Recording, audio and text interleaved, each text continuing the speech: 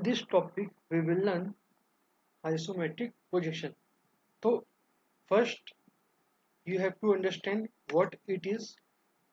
So, isometric drawing is nothing but it is a type of pictorial projection in which all three dimensions of an object are shown in a one view, and if required, their actual sizes can be measured directly from it.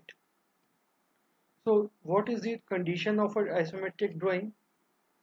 In this 3D drawing of an object, all three-dimensional axes are maintained at equal inclination with each other.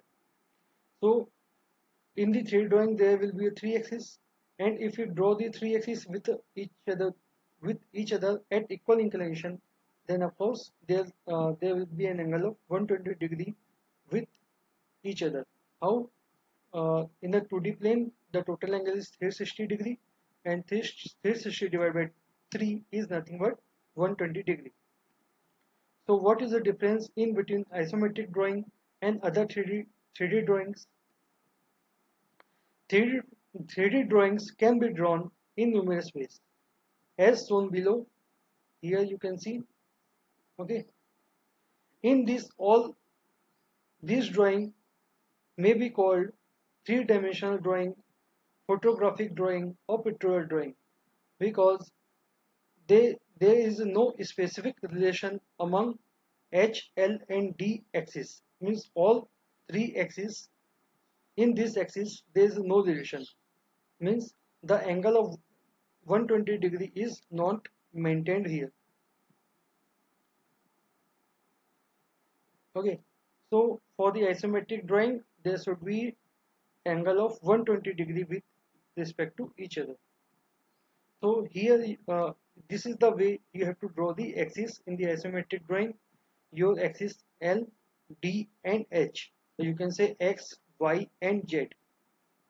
So this is the way you have to draw the axis, and this is the way you have to draw the isometric drawing or isometric projection.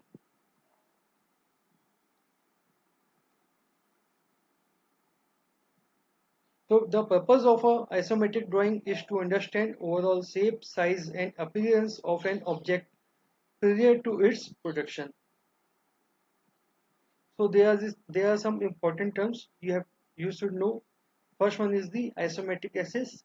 So these lines AL, AH, and AD are termed as isometric axis. What is the isometric lines? The line which are parallel to these lines AL, AD, and AH is called isometric lines. What is the isometric plane? The plane representing the face of the cube. This is a cube, and these are your faces. So these faces and as well as other planes which are parallel to these planes are called isometric planes.